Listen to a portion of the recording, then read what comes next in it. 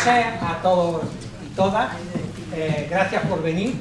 Y yo en primer lugar quiero agradecer al Ayuntamiento la organización de este tipo de actos, que cada vez son más necesarios, desgraciadamente, y a mí personalmente, pues porque me van a permitir seguir extendiendo el odio, que es lo que dicen en las redes sociales, aunque yo creo que ustedes pues ya están demasiado comidos el coco, mamá, pero lo siento, pero si alguno cae, pues nunca viene.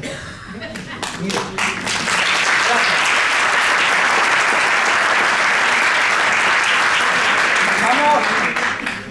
Vamos a empezar. Si yo le preguntase de qué son estas dos fotografías que corresponden, todo el mundo lo sabe. Son fotos de los campos de concentración nazis. ¿Por qué? Porque todo el mundo sabe algo de campos de concentración nazis. Todo el mundo. Desgraciadamente, muy poca gente sabe de los campos de concentración de Franco, que es un tema pendiente, pero ahí va. ¿Por qué? Porque todos hemos visto películas de campos de concentración, documentales, y todo el mundo identificamos siempre los campos de concentración. Pero siempre que vemos algo, está el exterminio de los judíos. De forma que en el ideario general tenemos la idea de que los campos de concentración nazis se crearon para el exterminio de los judíos. Pues bien, eso es un error. Los campos de concentración no se crean para los judíos. Miren, Hitler sube al poder el 30 de enero de 1933. Y el 28 de marzo, ni 2 meses después, ya crea el primer campo de concentración, Dachau. ¿Para qué los crea? Porque el fascismo, a aquellos que no son de su ideología, no los reconocen como ciudadanos con derechos. Y empieza a encarcelar a todos los que no son de ideología nazi. Socialdemócratas, comunistas, socialistas, periodistas, sindicalistas, indigentes, asociados, etc. Y cuando llegue diciembre de ese año, tendrá a 200.000 alemanes en la cárcel. El exterminio de los judíos comienza en enero de 1942. Los campos de concentración ya existían desde hacía 9 años. Por lo tanto, los campos de concentración nazis se crean para los propios alemanes. Eso hay que tenerlo en cuenta. Y hoy celebramos el 27 de noviembre, Día Mundial de Reconocimiento de las Víctimas del Holocausto. Ya se ha dicho porque el 27 de noviembre de 1945 las tropas soviéticas, eso se olvida mucho, liberaron el campo de Auschwitz.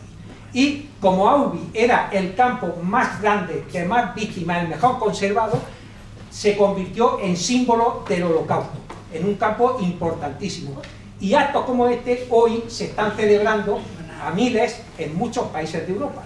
En concreto, los reyes de España esta tarde están en Auschwitz, que es la máxima autoridad, con otras casas reales y muchos dirigentes mundiales. Bueno, pues como Auschwitz se convirtió en el símbolo, y es el símbolo de todo, vamos a ver un poco de Auschwitz, qué era eso y cómo funcionaba el Holocausto, que también hay algunas ideas individuales. Mirad, esto es Auschwitz. Auschwitz en realidad son 3 campos. Este pequeñito, esto es Auschwitz 1, y aquí es donde trabajaban los deportados como esclavos. Este es Auschwitz 2 o Birkenau, aquí no hay donde trabajaban, ahora veréis por qué. Todo esto es Auschwitz. Y este es Auschwitz o Monowitz, que es esto pequeñito, y esto es una multinacional gigantesca, la IG Farben, donde los deportados trabajaban como esclavos y producían combustible y caucho sintético para el ejército alemán. Esto no existe ya. Este no existe, eso se derribó, se urbanizó y ahí se han construido pues, barrios, urbanizaciones, etc. Pero esto sí existe, lo vamos a visitar. El año pasado, el 2024, Auschwitz tuvo 1.800.000 visitantes. Y, por ejemplo, en Polonia, en las leyes educativas, es obligatorio que los alumnos visiten Auschwitz una vez. Mirad, este es Auschwitz 1. Auschwitz 1. Es un campo de exterminio mediante el trabajo. Quiere decir que los que aquí iban hacían largas jornadas de trabajo, alimentación insuficiente, no había ningún tratamiento sanitario y iban exterminados por cansancio físico. Solían durar 3 meses, era el término medio que estaban aquí.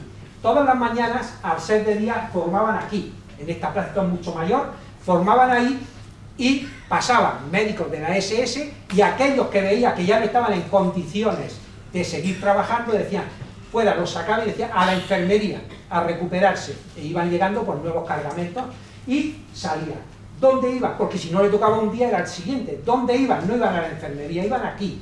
Esta es la única cámara de gas de las 5 que quedan del complejo de Auschwitz. En esta cámara entraban entre 80 y 100. Echaban ciclón B y morían asfixiados. Pero tardaban en morir asfixiados entre 15 y 17 minutos. Alguien se puede imaginar, porque un asesinato, matar de un disparo es instantáneo, pero alguien podemos imaginar lo que significa estar muriendo asfixiándose durante 15 minutos. Tenía que ser un horror, y ese horror lo vemos en las paredes de cemento donde hay señales de uñas, de uñas, el horror que sucedió ahí dentro. Después iban al crematorio. A los crematorios muchas veces en muchos campos el problema no era matar, el problema verdadero era deshacerse de los cuerpos. Los quemaban y aquí vemos el edificio, este es del horno crematorio que está aquí, y paralelo por detrás estaba la cámara de gas. Aquí vemos el campo y el edificio de la cámara de gas y crematorio, lo vemos aquí, siempre estaban apartados para que se viesen menos. Pero recordad que Auschwitz es un campo de exterminio mediante el trabajo, es decir, la gente iba a exterminarlos, pero antes había que sacarle hasta la última gota de sudor y de sangre trabajando. En este campo, ahí, murieron, no me gusta decir murieron, porque las condiciones eran que se muriesen, pero las condiciones eran para que muriesen, fueron asesinadas 70.000 personas. 70.000 personas aquí, fue de los que menos. Bien, a 3,5 kilómetros tenemos Auschwitz, o Birkenau. Birkenau es un campo distinto, es un campo de exterminio. Había 5: Birkenau, Checkpoint, Matanes, Sobibor y Treblinka. Estos campos la gente llegaba y era exterminada. Es un campo gigantesco. Aquí lo vemos. Los alemanes lo volaron todo unos días antes de retirarse, y estos barracones han sido reconstruidos, pues fueron reconstruidos para que la gente pues sepa cómo era y cómo estaba. Bien, ¿qué pasaba en este campo? Mirad, lo vamos a ver por un documento único, el único documento gráfico que hay. Se llama el álbum de Auschwitz. Es un álbum de fotos. Es ese que tiene 56 páginas y 193 fotos. La hicieron 2 fotógrafos SS, estos 2, y la hicieron en mayo, finales de mayo, primeros de junio del 44. ¿Y para qué hicieron este álbum? Porque retrataron desde que llega el tren hasta que están a punto de entrar en la cámara de gas. Ya en la cámara de gas no, por supuesto. E hicieron esas fotos. ¿Para qué? Pues no se sabe exactamente, pero muy probablemente para mandarlo a Berlín a ver a algún jefe superior para que viesen lo bien que funcionaba este campo y lo bien que hacía su labor. Por lo tanto, vamos a seguir el proceso con fotos reales de judíos húngaros. Mirad, llegaban en vagones de ganado, como este.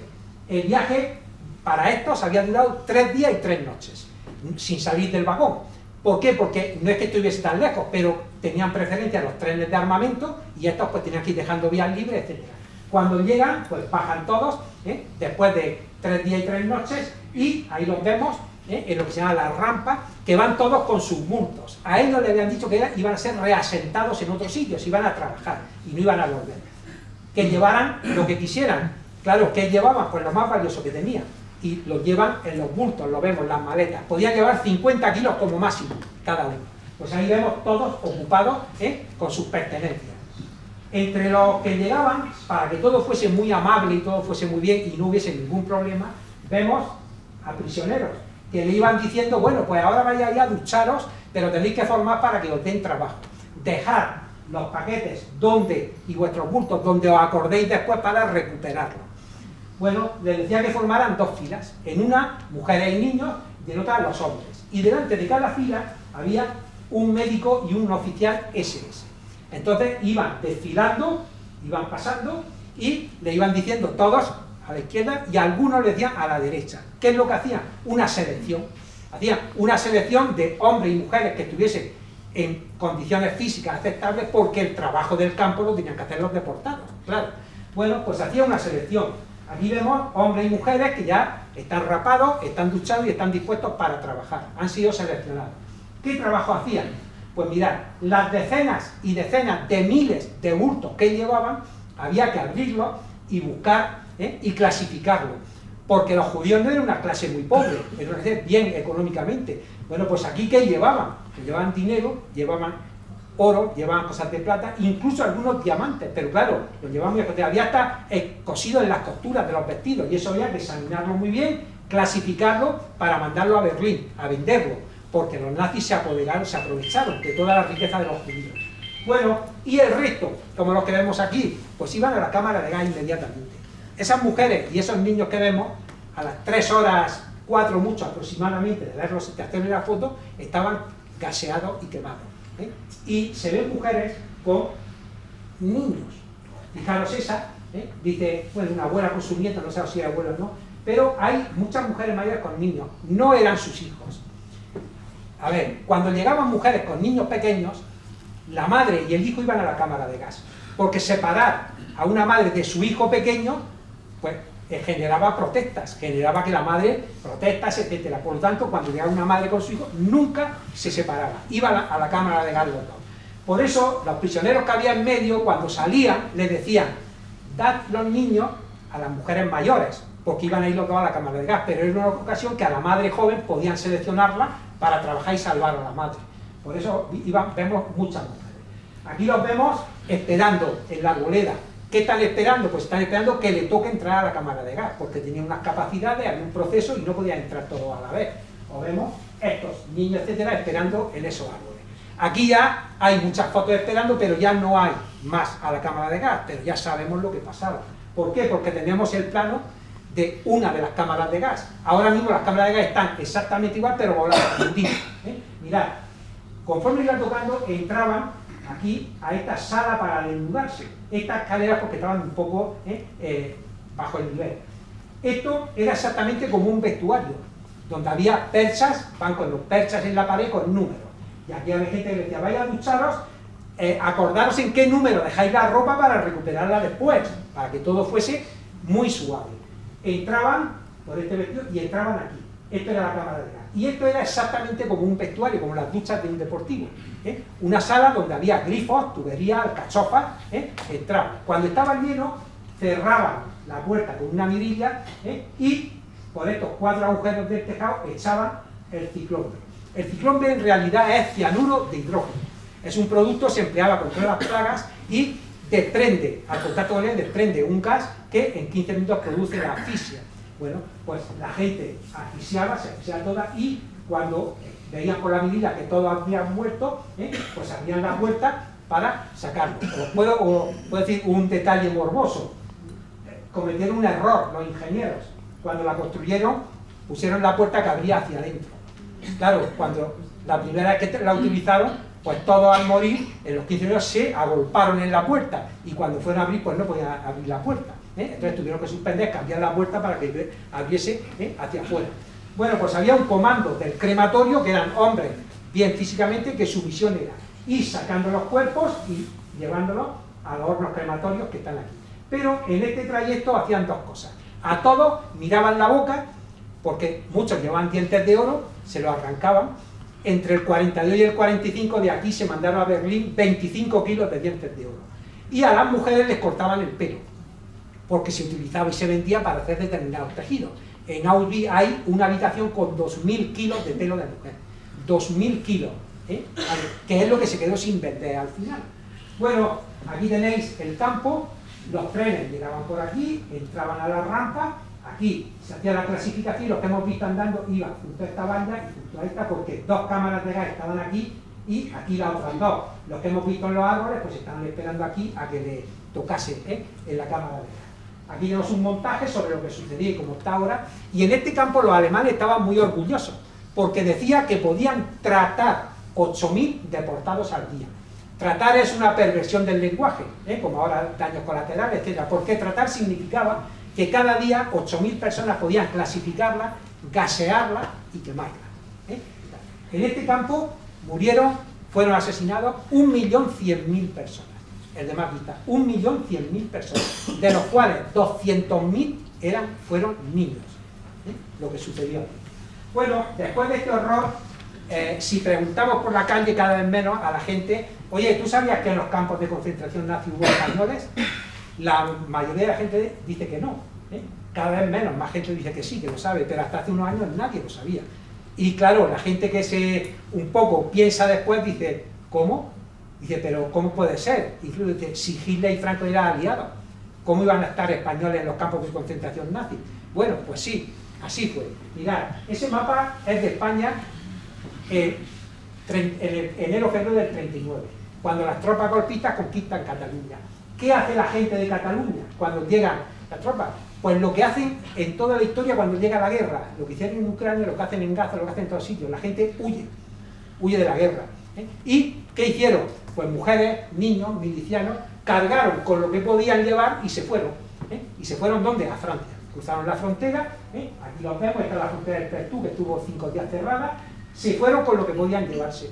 Y llegaron a Francia, y los franceses, en vez de recibirlos como refugiados de guerra, los recibieron como criminales. Los metieron en campos de internamiento, en lugares sin nada, rodeados de alambre de espinos. Hubo una campaña tremenda de la derecha francesa donde decía una frase que nos debe de sonar mucho. Decía, vienen a quitarle el pan a los franceses. Eso es de una actualidad tremenda. Pues ahí los metieron. Este es el campo de Saint-Cyprien. Pero en otros sitios, como en el campo de Argelès-sur-Mer, lo que estaban en la costa era un lugar junto al mar, rodeado de alambre de espino y vigilado por soldados senegaleses.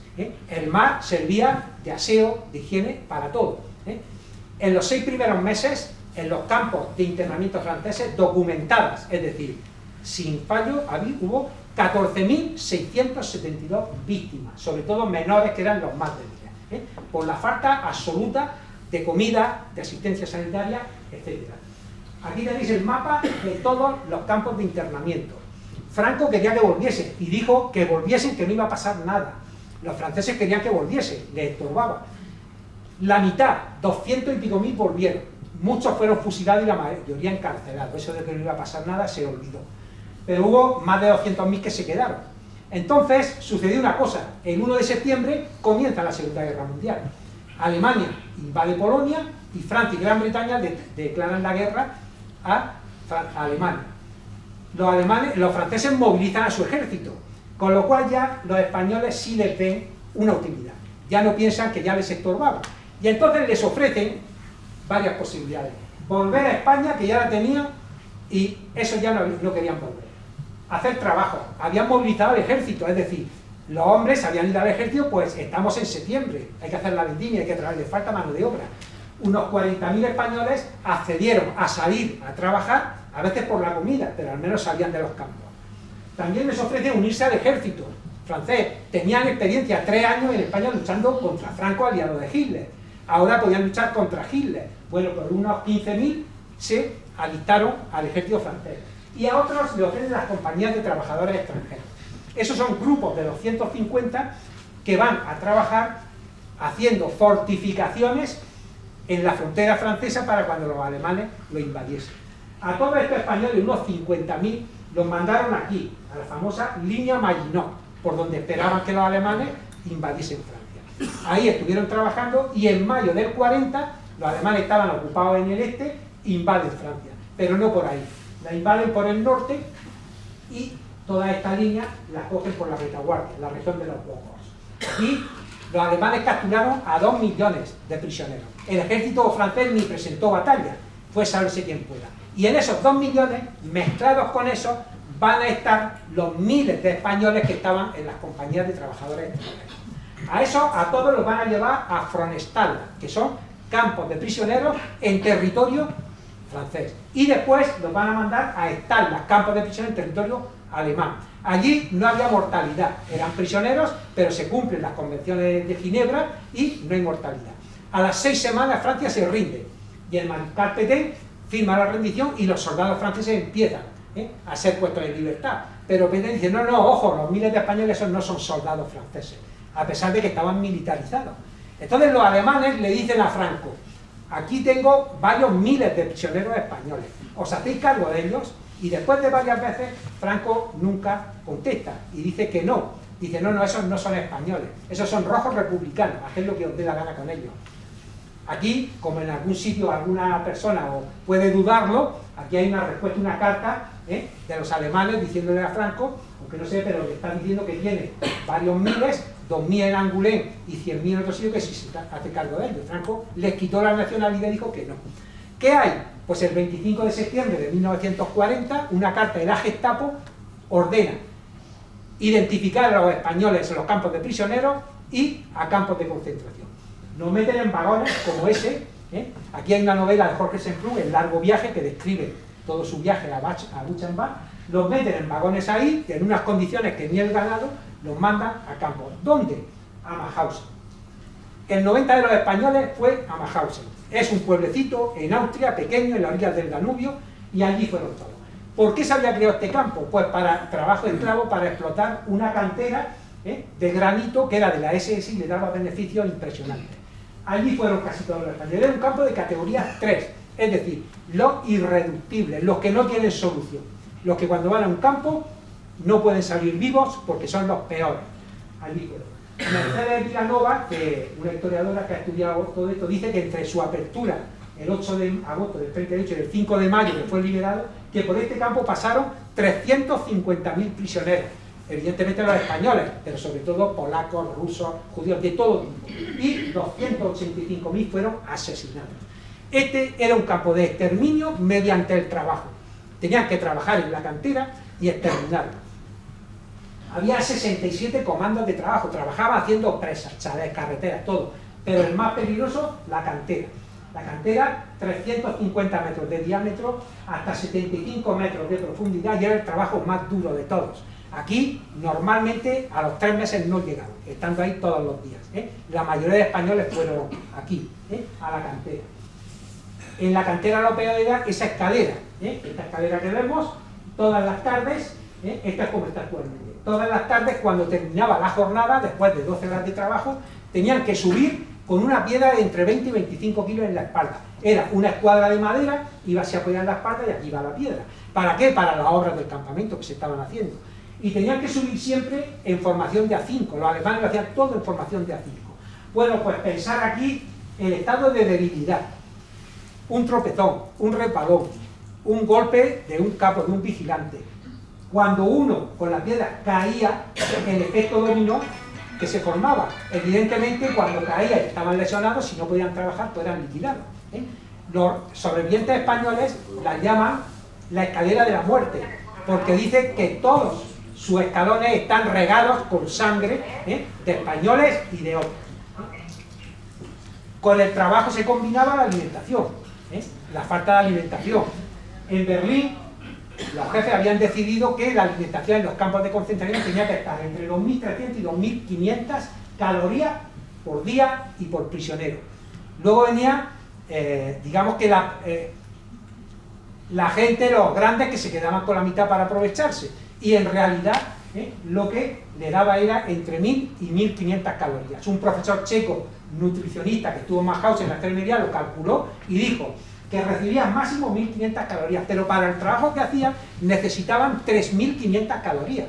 Si te dan 1.500 y necesitas 3.500, ahí tienes el exterminio mediante el trabajo. El cuerpo se va agotando hasta que llega un momento que no aguanta más. Por lo tanto, vivir entre seres esqueléticos era lo normal. Comían de todo lo que pillaban. Bueno, si a veces se peleaban, porque si en la basura de la cocina cogían pelas de patata, eso era un banquete. Pero todo eso producía diarrea, problemas de estómago que terminaban en la muerte. Las condiciones higiénicas, la sanidad no existía. Himmler, con él, el jefe de todos los campos, había dicho: en los campos de concentración alemanes solo hay sanos y muertos, no hay enfermos. Y hacinamiento, sudor, piojos, etc. Eso hacía unas condiciones higiénicas intolerables. Pero los alemanes tenían mucho miedo a las enfermedades contagiosas y a la epidemia. ¿Por qué? Porque les podía contagiar a ellos y podían llevarlo a sus casas. Entonces, bueno, pues periódicamente se hacían desinfecciones. Esta corresponde al 22 de junio de 1941. Se hizo una desinfección general. A las 3 de la mañana, todos los presos, los miles de presos, salieron de los barracones, se raparon, se desinfectaron con un polvo terrible y lo llevaron al patio de garajes. Ahí estuvieron todo el día. A los dormitorios, las ventanas las sellaron con papel y con pegatina para el aire, con papel pegado, y echaron ciclón B para que muriesen todos los insectos, para que muriese todo bicho viviente. Y ahí estuvieron todo el día hasta las 9 de la noche. Ese día no les dieron de comer ni agua ni nada de comida. A las 9 volvieron a los dormitorios, pero ahí se quedaron muertos 150, no aguantaron por la debilidad, ¿eh? Y esa noche no estaban bien ventilados y al día siguiente hubo varios que no se despertaron. Aquí, en esa foto, ahí están 3 a la mañana. Ahí en esa foto, en eso, estuvieron 3 años José María Martínez Costa, Antonio Martínez Paño y Francisco Aledo Martínez, estuvieron ahí, en ese patio, en esa desinfección. Gusen era un subcampo, estaba a 5 kilómetros, pertenecía a Mauthausen. Este fue la verdadera mortandad de todo. Tenía 3 canteras, y producía material de construcción, granito. El Estadio Olímpico de Nuremberg se hizo con granitos tenidos aquí. Después hicieron túneles y industria militar, aquí hacían cohetes, etcétera. Cuando los bombardeos aliados, pues le obligaron a hacerlo en túneles para que no se lo destruyese. Bueno, pues por aquí pasaron unos 71.000 prisioneros y se asesinaron a 37.000. Los 3 alameños muertos murieron en este campo, en Gusen. Mirad, aquí los que sucedían, esas 2 fotos son reales, son una vez liberado, Gusen. En Gusen las condiciones y la crueldad aumentaban, eran mayores que en Mauthausen y la muerte se aceleraba. Aparte de que ya llegaban muchos de Mauthausen, ya llegaban tocados, pero aquí mucho mayor. Mirad, según la AMICA, que tiene todos los documentos, en Mauthausen hubo 7.186 españoles. Exacto. Fueron asesinados 4.754. Trasladados a otros campos, 238, y cuando lo liberan quedan 2.183 vivos. Pues bien, en Mauthausen murieron 858 y en Gusen murieron 3.896. Fijaros la diferencia. Por eso Mauthausen se llama el campo de los españoles y a Gusen el cementerio, de los españoles. También hubo... ¿por qué sabemos las cifras exactas? Porque las sabemos, y de todo eso lo sabemos todo. De dónde eran, el número, cuándo llegaron, si alguno lo sabemos todo. ¿Por qué? Pues mirad, porque hubo estos 3, Casimir Clement, Josep Paimí y Juan de Diego, que fueron españoles y sabían algo de alemán. Cuando llegan al campo los españoles, los alemanes tienen un problema. ¿Con qué? Con el doble apellido y con los nombres de los pueblos, de las ciudades. Y entonces estos 3 españoles entran a trabajar en distintas oficinas del campo. Ellos cuando entran y ven lo que estaba sucediendo, bueno, dice, esto no se puede olvidar. Y comienzan a hacer una cosa. Las copias antes se hacían metiendo papel de calco. Pues estos empiezan, en todo lo que hacían, empiezan a meter un calco más y a sacar una copia y la van escondiendo. ¿Para qué? Para dejar registrado todo lo que pasaba en el campo.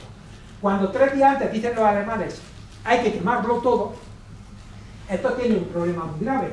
¿Por qué? Porque tienen 14 kilos de folios con toda la documentación. Y saben que si los pillan, no es que los van a matar, es que los van a torturar para que confiesen lo que puede haber y quién lo puede saber. Y tienen que esconderlo. Bueno, pues tuvieron una idea sencilla y genial.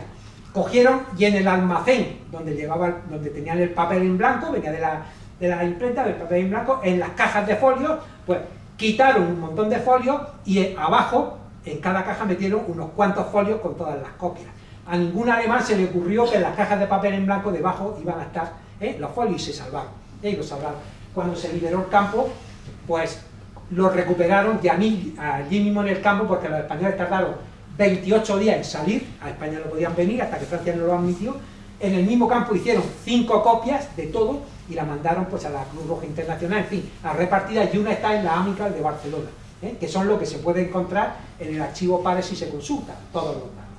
Bien, y estos 2 que colaboraron, Antonio García y Francisco Boy, son 2 fotógrafos que estuvieron allí y lograron sacar, no se sabe muy bien, pero parece ser que entre negativos y fotos unas 700 a 800, eso es toda una historia.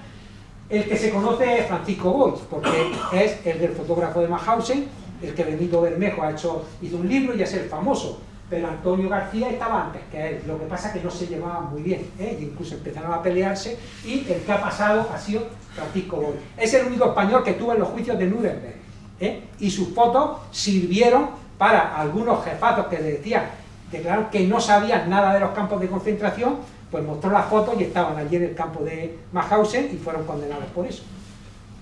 También hubo españoles, sobre todo en estos 2 campos.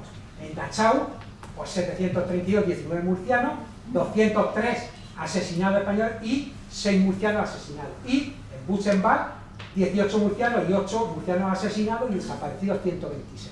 Son los 3 campos que más hubo. Luego hubo murcianos en casi todos, pero ya 4, 5, 3, Naubi 1, muy pocos. Estos son los mayores. ¿Por qué unos murieron y otros sobrevivieron? Eso es una cuestión que incluso muchos supervivientes se han planteado después, si han tenido traumas. Bueno, Primo Levi se suicidó. ¿Y por qué? Bueno, pues no hay normas, no hay normas. Es un poco la suerte, es un poco el azar. Pero sí que había unas cosas que te daban más posibilidades de vivir, que eran aparentar que estabas sano, o al menos estar sano. No destacar en nada, estar en el anonimato, como en la mili, no destacar para nada. Ser útil, servir para algo, ahorrar esfuerzos, todo lo que pudiese ser. Comer todo lo posible y mantener las ganas de vivir, porque algunos se derrumbaban y se suicidaban, etc. Estas 6 cosas no te garantizaban que ibas a sobrevivir, pero te daban más posibilidades, porque la muerte podía llegar en cualquier momento y por cualquier instancia mínima, porque te cruzabas con un SS y no te habías quitado la gorra muy rápido, pues te podía pegar un tiro o echarte a los perros, etc. Pero bueno, eso era algo que aumentaba las posibilidades, y luego mucha gente de sobrevivientes han tenido problemas de pensar por qué mi amigo, mi hermano, mi no sé qué murió y por qué yo sobreviví. Eso es una cuestión importante. Los alameños, lo voy a pasar muy rápido entre todos porque ya lo ha dicho Alicia. José Martínez Costa, bueno, pues nació en la calle Gil, número 5, era el tercero de 4 hermanos, y antes de llegar en 1930 se fueron a Badalona. El que la emigración económica, porque aquí muy difícil las condiciones de vida y se fueron buscando pues otras esperanzas de vida. El camino que hizo, el de todos. Después de la guerra civil, pues exiliado a Francia, lo que hemos visto, estuvo en el campo de internamiento de Barcarès, a una compañía de trabajadores extranjeros y prisioneros. Estuvo en el Front Ará en Francia, 140 en Belfort, y luego pasó al campo de prisioneros en Alemania, al 11B en Falkenstein. De allí fue a Mauthausen, el 27 de enero de 1941. ¿Por qué logró sobrevivir 4 años? Porque lo mandaron a Breste. Breste era un campo pequeñito, había 80 deportados. Y en realidad no era un campo, era una granja agrícola ganadera, propiedad de algunos jefazos de la SS que la explotaban, claro, con mano de obra esclava, y eran todos beneficios. Y él estuvo allí, y estuvo en esa granja pequeñita, en labores agrícolas y ganaderos. Bueno, pues si allí no había el exterminio, no había las condiciones de trabajo tan duras, y por eso logró sobrevivir, en Breste. Fue liberado el 5 de mayo del 45, cuando el campo, y como casi todos los españoles se tuvo que quedar allí en Francia. A España no pudo venir ningún sobreviviente, estaba Franco. Los que sí vinieron fueron los verdugos de la SS, que vinieron muchos aquí, muchos de paso a Latinoamérica. Se quedó a vivir en Vivier, en el condado de Aveyron, y falleció el 10 del 11 del 52. Fijaros, había nacido el 10 del 11 del 14, el mismo día de su cumpleaños, a los 44 años. Aunque sobrevivieron, pero tuvieron secuelas. Aquí vemos la llegada, la hoja que hicieron estos elementos de la llegada a Mauthausen. No se lee, pero aquí está, se puede leer, el número 844 del tren, Martínez Costa, José María, nacido el 10 del 11 del 14, de Badalona, porque ahí iba de donde vivía, de Badalona, y agricultor, o jornalero, como era. José Cerón García, este nació en Las Cañadas, era el sexto de 7 hermanos. En los padrones de Alhama, conforme van creciendo, a los 20 tantos años, se van yendo por orden. ¿Dónde? Pues a Cataluña, que es donde podían vivir. Y él también se fue. Su proceso, pues el mismo, exiliado en el campo de Saint-Cyprien, a la compañía de trabajadores número 6 y prisionero. Estuvo igual que José María Martínez Costa, en Belfort y luego en Falkenstein. Y se fue a Mauthausen el mismo día que él. En el mismo cargamento. En este cargamento llegaron unos 1.100 españoles, el primero con más gente. Y en Mauthausen solo estuvo 20 días. Era mayor y físicamente, no pues sí, a los 20 días fue a Buse. Y en Buse aguantó 4 meses y 1 día. Murió el 30 de junio del 42 a los 55 años. En los libros de Buse pone que murió de bronconeumonía. Todos morían de enfermedad de causa objetiva. Ninguno moría así, todo era, pero claro, jamás se ponía que había sido ahorcado por cansancio, por tifus, por algo propio de las 40.000 formas de morir que tenía, de apaleado, etc. Siempre se ponía una causa médica. A él le pusieron bronconeumonía. Además, se ven los libros de fallecimiento y se iban muriendo por orden. según la hora, cada 5 minutos o cada 10 minutos se moría uno, todos por orden. Y aquí tenemos la lista de fallecidos en el campo, que también nació estos, pues aquí José María, aquí está, José Perón, aquí hablamos de Murcia, aquí lo vemos. José Perón García, nacido en Alhama de Murcia el 11 de 3 del 86, fallecido el 30 de 6 de 1941. Estos son hoja oficial de Gusen, que se encuentra en el archivo Aros. Antonio Martínez Valle, nació en Alhama, en la calle Puña, número 36. Su padre era capataz de forestal. Había nacido su hermano y él, y se fueron al padre de otra Cejín y se van allí. Y aquí nacieron 4 hermanos. Él se fue a hacer la mili al norte de África, pero se reenganchó y ascendió a sargento. Por eso lo vemos aquí con la capa de regulares. Cuando se da el golpe de Estado, se viene a la península, porque él no quiere luchar con los golpistas. Él quiere luchar por el ejército legal de la República.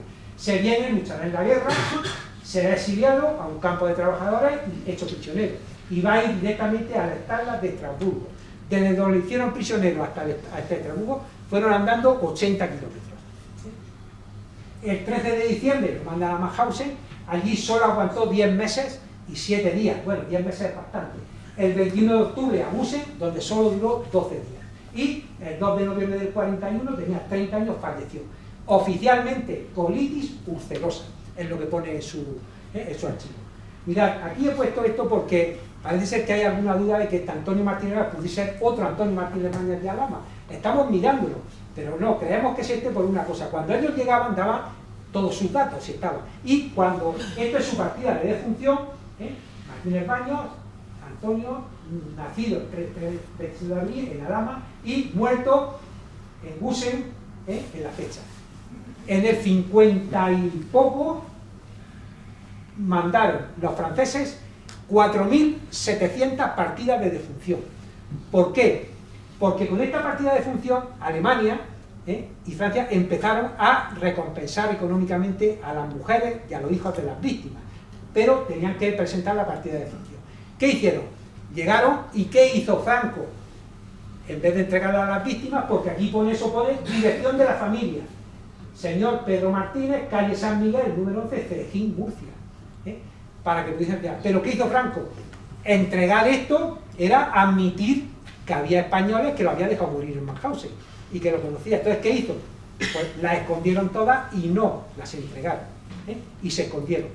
Se archivaron en el Ministerio de Justicia todas. Yo, por ejemplo, he trabajado un librillano que la madre estuvo solicitando esto lo llega aquí del 50-52. La madre estuvo hasta el 62 para tener esto y poder reclamar una confesión del hijo. Esto cuando apareció, pues apareció 8 o 10 años, unos alumnos de la Universidad de Madrid que estaban haciendo un trabajo en los archivos y encontraron 6 tomos donde estaban todo esto archivado y se colgó en internet. Bueno, pues aquí nos subpartían haciendo, que por eso creemos que sí que puede ser este, porque la dirección que dio era la de Cejín, pero seguiremos mirando. Y luego tenemos a Francisco Aledo Martínez.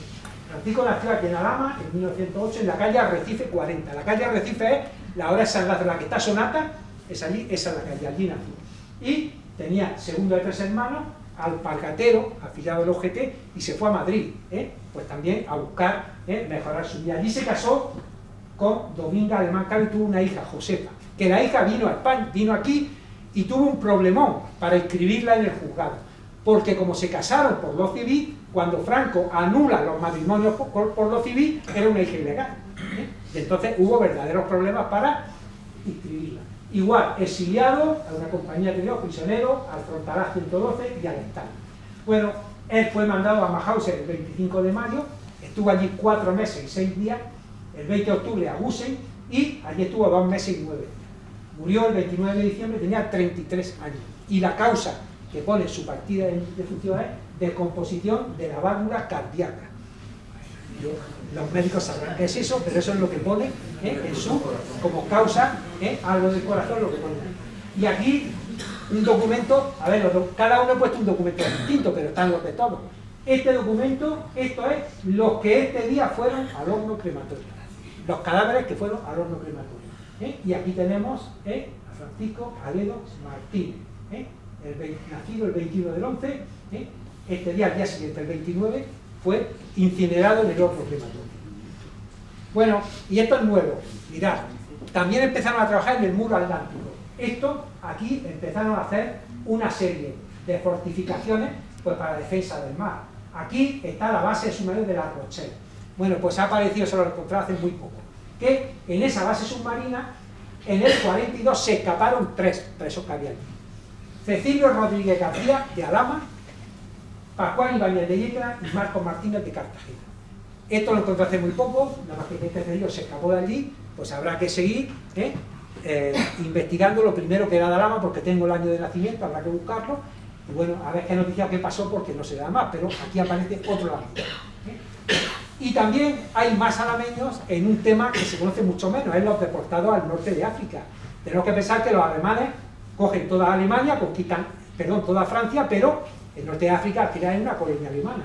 Bueno, pues en febrero y marzo unos 40 barcos mercantes de Valencia, Alicante y Cartagena salieron deportados hacia el norte de África. Y desde los pequeños puertos de Águila, etcétera, muchísimos barcos pequeños. Ahí tenéis la foto del Estambro, ese es el barco tipo porque fue el último en salir. Llevaba 2.638 refugiados, fijaros cómo iba. Eran 24 horas de travesía, pero con el peligro de los bombardeos de los aviones es facticio. Aquí había un alameño. Mirad, ¿dónde fueron? Pues unos 10 o 12.000 alameños al norte de África. ¿Y qué hicieron? Igual, campos de clasificación, compañías de trabajadores y a trabajar. ¿En qué? En el Transsahariano. Un ferrocarril que iba desde Argel hasta el Níger para sacar materias primas. Fijaros, aquí lo tenéis, aquí hay una desviación y aquí. En este campo, Colón Bechar, aquí. Y este eran los peores. Este Colón Bechar, el peor de todos. Era un campo porque cada 25 kilómetros ponían un grupo. Bueno, pues aquí hubo 785 españoles en el Magno, 134 murcianos y 3 alameños. Antonio Andreu Pérez, Antonio García Hernández, Antonio García es el que iba en el Estambro, y Fernando Martínez Pérez. Estuvieron trabajando, construyendo el ferrocarril en el desierto, en unas condiciones durísimas. Pensar el calor extremo durante el día, -0 durante la noche. Dormían en tiendas de campaña. Cuentan algún superviviente que el siroco de noche no les protegía ni de la arena, que por la mañana se despertaban todos llenos de arena, que tenían que tener muchísimo cuidado con los escorpiones, con las culebras, con los insectos. Y fijaros el trato durísimo. Esto que veis aquí son castigados. Los castigos se podían pasar varios días enterrados en un hoyo de arena con la cabeza fuera. Aquí está, para que el sol no les diese. Y tenían 1 litro de agua por persona y día. Para beber, ha sido para todo. 1 litro por persona y día, porque el agua ahí pues era difícil. Bueno, pues aquí hubo 3 alameños. Estos campos de trabajo estuvieron hasta el 44, porque ya las tropas aliadas en el norte de África los liberaron, y el ferrocarril transsahariano se dejó ya, se abandonó en el 49. Aquí tenemos una hoja de los del campo, y bueno, por aquí tenemos a Martínez Pérez Fernando, hijo de Fernando y Dolores, de Alhama de Murcia, nacido en 1910 a 1900. Bueno, los tenemos todos y los podemos conseguir. Y las mujeres, aquí hay muchas en historia, pues muchas veces las mujeres le damos menos importancia. ¿Hubo mujeres en los campos nazis? Claro que hubo mujeres. Mirad, esto es Francia después de conquistar a estos de los alemanes, y esto Francia libre entre comillas, porque ahí el gobierno del mariscal Pétain hacía lo que decían los alemanes, era colaboracionista. Bueno, pues aquí hubo un movimiento de resistencia, y ahí colaboraron unas 400 mujeres españolas. Tenemos documentadas a 277, pero fueron unas 400. Estas mujeres muchas fueron hechas prisioneras, fueron torturadas, encarceladas y deportadas a campos de concentración en las mismas condiciones que los hombres. Al campo de Ravensbrück, era un campo para mujeres. Por aquí pasaron 150.000 mujeres de 20 países y unas 92.000 murieron. Unas 400.000 españolas, unas 400 españolas estuvieron aquí por participar en la resistencia. Eran mujeres jóvenes, sobre todo muy concienciadas políticamente, porque habían vivido la República y habían visto reconocidos sus derechos. Trabajaron en textil, aquí hacían camisas para las tropas, cartuchos, piezas de aeronaves, desecando terrenos, aquí estuvo Claudia. Y fueron objeto de experimentos médicos terribles. Hay fotos del juicio de Nuremberg donde hay mujeres con las piernas, le provocaban heridas y se las infectaban para probarlas a su familia. le hacían trasplantes de huesos, le quebraban piernas para ver cómo unían los huesos, todo eso para los resultados, luego poder aplicarlo en la guerra. Y hubo mujeres, las mujeres sufrieron más que los hombres. Cuando digo que las mujeres sufrieron más que los hombres por su condición de mujeres mucho, y de cómo van a sufrir más, pues sí. Mirad, cuando llegaban a este campo, inmediatamente el primer día le ponían una inyección en el útero para que se le retirara el periodo y poder trabajar. Neus Català, una mujer que estuvo allí, que murió hace un par de años, a los 101, cuenta que a ella cuando llegó le pusieron una inyección de un líquido amarillento en el 44, se le retiró el periodo y le volvió en el 51, cuando ya llevaba 6 años liberada. Pero es que las mujeres que llegaban embarazadas la obligaban a abortar. ¿Para qué? Pues para trabajar, si aquí iban a trabajar. Muchas morían por las condiciones infernales, pero si llegaban embarazadas del 8º mes, las dejaban. ¿Por qué? Porque al nacer tenían lo que ellos lo llamaban un experimento psicológico, que consistía en matar al bebé recién nacido delante de la madre, a ver las reacciones.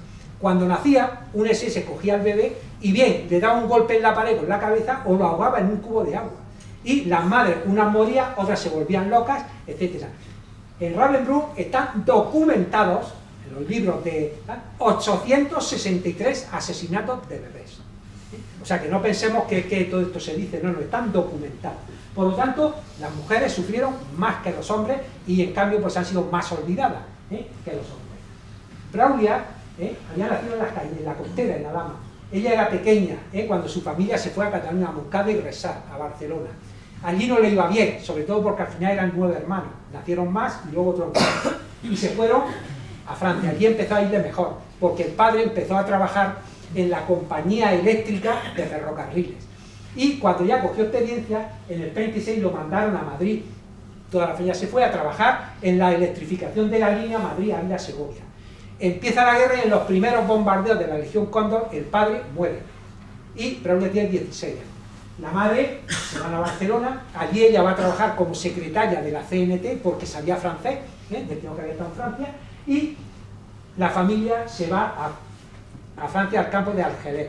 Van a estar muy poco tiempo porque un pariente lejano los va a reclamar y en una ciudad que es Agde, y van a estar unos meses.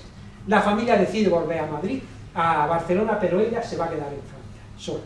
Y ella es una joven entusiasta, tiene muy lanzada, tiene amigos que son de la resistencia y va a entrar a la resistencia francesa. Y va a estar en dos, con el nombre de Bonaparte, en dos grupos de resistencia. Uno se llama Ali Vimor y otro Guilbert. ¿Qué hacía? Pues ella estaba de enlace entre Grenoble y Perpiñán. Lo que hacía era transportar documentos y aviadores, gente que había que sacarlos de Francia por los pinos, ella colaboraba. El 9 de marzo el grupo hay un chivatazo y es capturada, igual que todo el grupo. Y va a estar 15 días en un sótano en la Ciudadela, aquí una cárcel terrible, en Perpiñán. Luego la van a trasladar a Fresnes, una prisión también de estas terroristas de París, y allí va a estar un mes a base de pan y agua en un sótano. Ella cuenta que no sabe si era de ir y que se pellizcaba para hacerse daño y ver que hablaba ella sola. Luego la llevarán a Compiègne, que es un centro de donde los concentraban, y de allí se va a ir a Ravensbrück. El 31 de enero la van a mandar a Ravensbrück.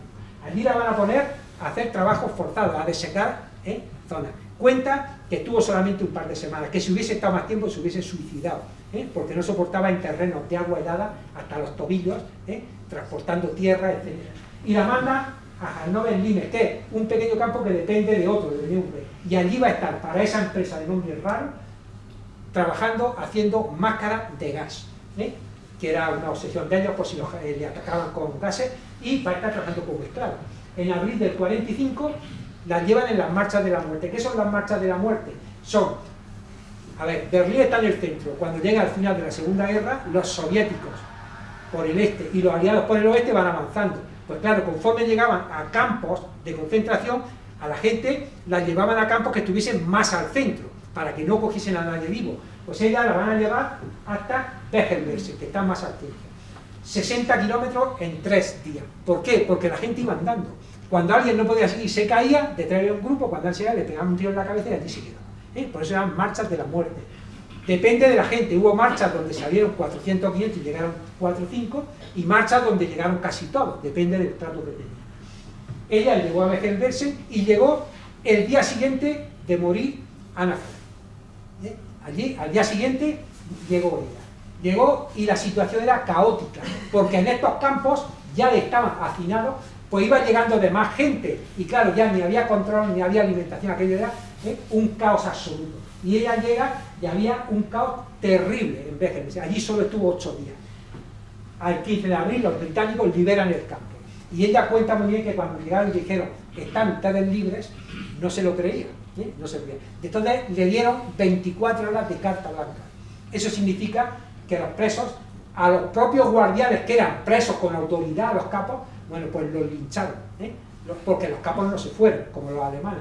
Los lincharon, la gente asaltó las cocinas, se hincharon a comer, se pelearon por cocina, murieron unos 10.000 prisioneros. Muchos murieron varios días de comer, porque los organismos estaban acostumbrados a no comer, que dicen que un proceso de recuperación hubiese sido sopas, algo muy suave, varias veces al día, poco a poco. Pero al saltar las comidas se dieron una panza a comer, el cuerpo no estaba acostumbrado, y hay un proceso médico que lo explica y murieron. Ella dice que todos buscaban comida, que ella siempre tenía frío, dice que ella buscó un abrigo, a un soldado que encontró en la ropa, que ella quería un abrigo grande. Bueno, pues al final, esas son fotos del campo, de Bergen-Belsen, o sea, todas las fotos que tal son reales del sitio. Allí, ella, liberada, empezó a sentir vómitos, fiebre y tuvo el tifus. Estuvo 25 días en un hospital en coma y se salvó gracias a un soldado rumano que dice que todos los días iba y le daba un vaso de leche con una cuchara. Y ella, cuando pudo tal, solamente pensaba una cosa, decía, quiero vivir, ahora que nos han liberado y tal. Esos son los barracones de Bergen-Belsen, que los quemaron todos para evitar infecciones. Y, bueno, cuando fue liberada, pesaba 38 kilos. Se fue a Arte, en el departamento de Erol, y su familia estaba en España. Allí, el 18 de septiembre, conoció a Manuel Genet. Manuel Genet era un abogado, hijo de un diputado republicano de Esquerra Republicana, que vivía allí exiliado. Bueno, pues la conoció, le puso psicólogos, todo, ella se recuperó gracias al marido y tuvo 2 hijos. Esta es su madre, la dama, esta es ella y esta es su hijo. Y aquí la vamos pasando con su hijo. Y vemos que es una mujer que no parece de España, vemos que es una mujer de otro tiempo, mucho más adelantada. En esta época aquí en España iban más parecidas a esta, con las manteletas negras y todo lo demás. Bueno, en el 59 la República Francesa le concedió la Legión de Honor como subteniente y en el 87 le concedieron la Legión de Honor con grado de oficial, la máxima condecoración de la República Francesa, como miembro de las fuerzas liberadoras contra los nazis. Aquí en Alhama hasta hace muy poco tiempo no la conocía nadie, nadie. Una mujer que Mitterrand, aquí la tenemos, le impuso la máxima condecoración que se pone en Francia. Bueno, y todo esto ya para terminar, vamos a muy poco, pues hay que hacer alguna conclusión, o hacer algo.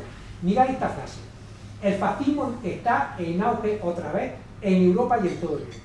Esto no lo digo yo, aparte, esto lo dice el Comité Económico y Social Europeo de la Unión Europea a finales de 2018 en un informe. Y esto cada vez más. ¿Qué es lo que ha pasado? Que Hitler fue derrotado, pero el fascismo no. El fascismo sobrevivió, ha ido adaptándose, ha ido modificándose a los nuevos tiempos.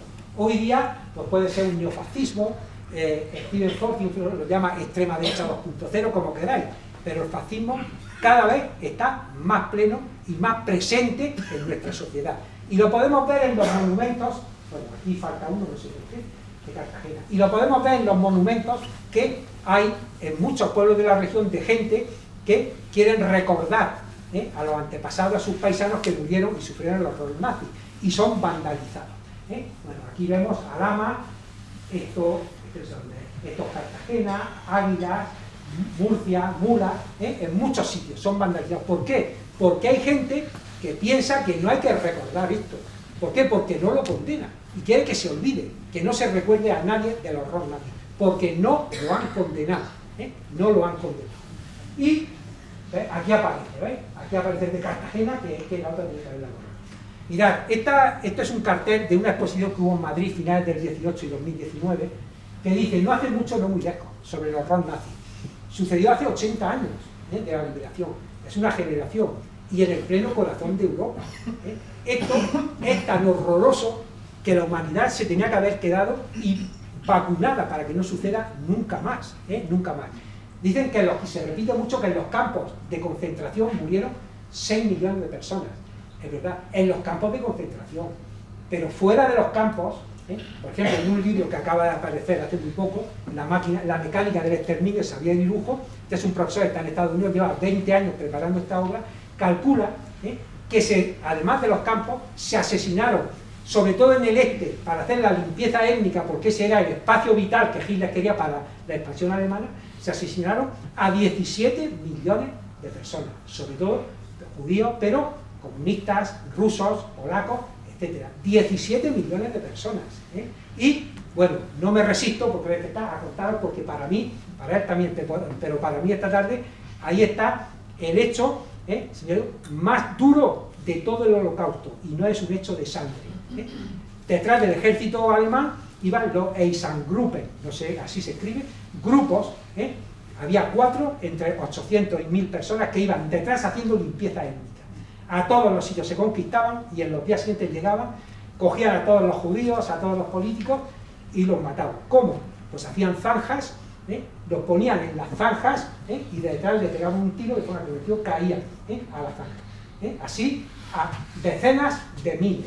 Bueno, pues un tendero en sus memorias narra que vio una ejecución de esta. Y entonces cuenta que pusieron a una familia de 8 miembros, el padre y la madre, unos 50 y tantos años, 2 niños de 1 o 2 años que iban en brazos, un niño de 9 años y 2 hijas ya mayores, los pusieron en el borde de la zanja y les dijeron, poneros en el borde de la zanja, y cuando estaban para dispararle, el chico de 9 años se volvió y le dijo, ¿estoy bien así? Y entonces le dispararon. Para mí es lo más terrible, más que los hechos sangrientos y que todo. Bueno, pues la humanidad no se vacunó contra el Holocausto. Hoy día seguimos teniendo masacres y genocidios en un montón de sitios. Esto y los que faltan, y por los que faltan muchos actuales de gran necesidad que todos los conocéis. Seguimos viendo a gente detrás de alambre de espinos, que le falta el traje de rayas. Eso lo seguimos viendo hoy día, después del Holocausto.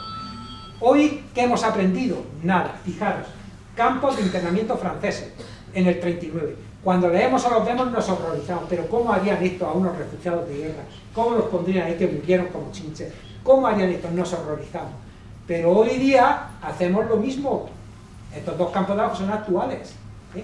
Nos horrorizamos del pasado y hacemos lo mismo que en el pasado. Ahí está el tema. Eso, no aprendimos nada. Mirad, los genocidios y las masacres que se están produciendo no son accidentes naturales, no es un tsunami, un volcán, que más o menos no se pueden prever. Son leyes y decisiones de gobierno de personas que hacen leyes discriminatorias, leyes contra los derechos humanos, leyes que llevan al exterminio y producen esas matanzas. Y hay una pregunta, ¿y la sociedad? ¿Dónde está la responsabilidad de la sociedad? ¿Dónde está? Mirad, por ejemplo, Elie Wiesel, este señor estuvo en Buchenwald y en Auschwitz, sobrevivió y fue Premio Nobel de la Paz en 1986, tiene un libro maravilloso que se llama Trilogía de la Noche, y este señor dice eso, dice, otra forma de colaboracionismo es la indiferencia ante el mal. ¿Por qué? Porque sabían todo lo que estaba pasando, pero nadie hizo nada. Y nadie, me refiero a la generalidad de los 35 millones de habitantes. Fue la indiferencia. Como no vienen conmigo, como no es para mí, pues me da igual. Entonces, dice que si mostramos indiferencia, estamos colaborando con el mal. Y aquí tenemos que acordarnos de una cosa.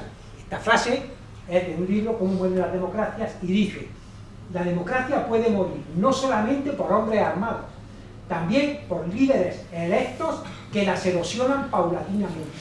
Los asesinos de la democracia utilizan las propias instituciones de la democracia de manera gradual, sutil e incluso legal para liquidarla. Ese es un peligro, ese es un peligro que está ahí. Y entonces, ¿qué tenemos que hacer la ciudadanía? Si mostramos indiferencia, ya sabemos lo que nos espera. Por lo tanto, termino con esto. Dice Manuel Reyes Mate, filósofo, dice, el olvido e incluso la ignorancia se convierten en cómplices pasivos de los verdugos. Es decir, si nos olvidamos de lo que pasó, si no conocemos nuestra historia, incluso si tenemos ignorancia y como no lo sé, pues no hago nada, nos convertiremos en cómplices de los verdugos. Por lo tanto, nunca tenemos que ser indiferentes. Siempre tenemos que apoyar y estar por los derechos humanos, por la libertad, por la democracia, y siempre, siempre en contra de la xenofobia, del racismo, de la discriminación, porque si no lo hacemos, pues seremos cómplices pasivos, pero cómplices de los verdugos. Muchas gracias por su atención, y si hay alguna pregunta...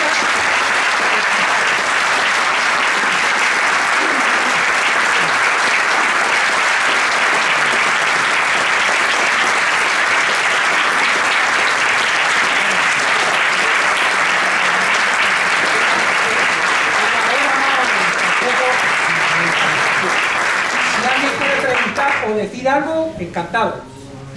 Y si no, pues buenas noches. Sí, a ver, Damián. Creo, por los años que llevo luchando,